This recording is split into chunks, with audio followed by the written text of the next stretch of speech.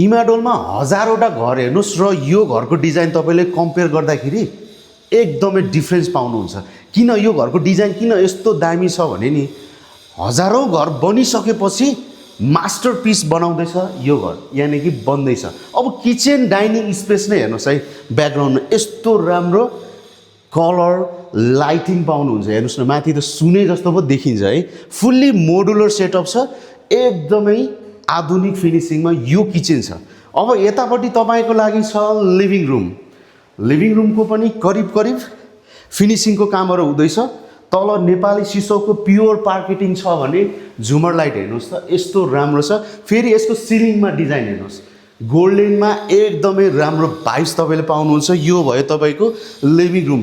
अब घरको कुरा गर्नुपर्दा फेरि राम्रो पक्ष भनेको जस्ट तपाईँको 50 मिटर हाइवे रोडबाट 50 मिटरमा यो प्रपर्टी पाउनुहुन्छ। 3 आना 2 दाम जग्गा रहेको छ।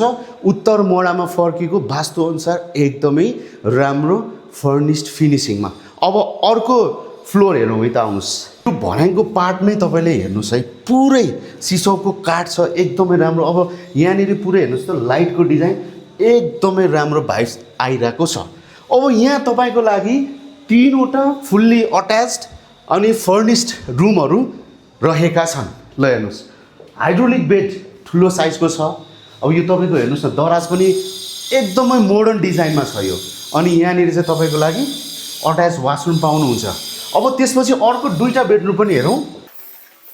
सेकेन्ड बेडरुम भनौँ, घरको त थर्ड हो, फुल्ली फर्निस्ड। ल हेर्नुहोस्, ठुलो अब झ्याल पनि छ, लाइट आइरहेको छ, तपाईँको अट्याच यसमा छ। अनि यो तपाईँको डिजाइनहरू हेर्नुहोस् होइन, एकदमै राम्रो। मलाई त सबैभन्दा मन परेको आहा दराज क्या, सिसाको दराज यस्तो राम्रो छ। अब अर्को एउटा बेडरुम देखाउँछु म तपाईँलाई।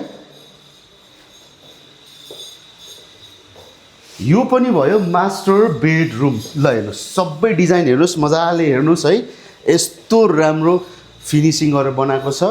यो प्रपर्टी किन्नलाई तपाईँसँग लगभग 1.5 करोड क्यास भए पुग्छ। बाँकी लोन मिलाउने जिम्मा चाहिँ मेरो भयो। अब योभन्दा पनि फर्दर मोर इन्फर्मेसन, सबै इन्फर्मेसनको लागि मलाई कल गर्नु होला है, नम्बर स्क्रिनमा छ। ग्लोरी प्रपर्टी सर्भिस भन्ने बित्तिकै नाम नै काफी छ।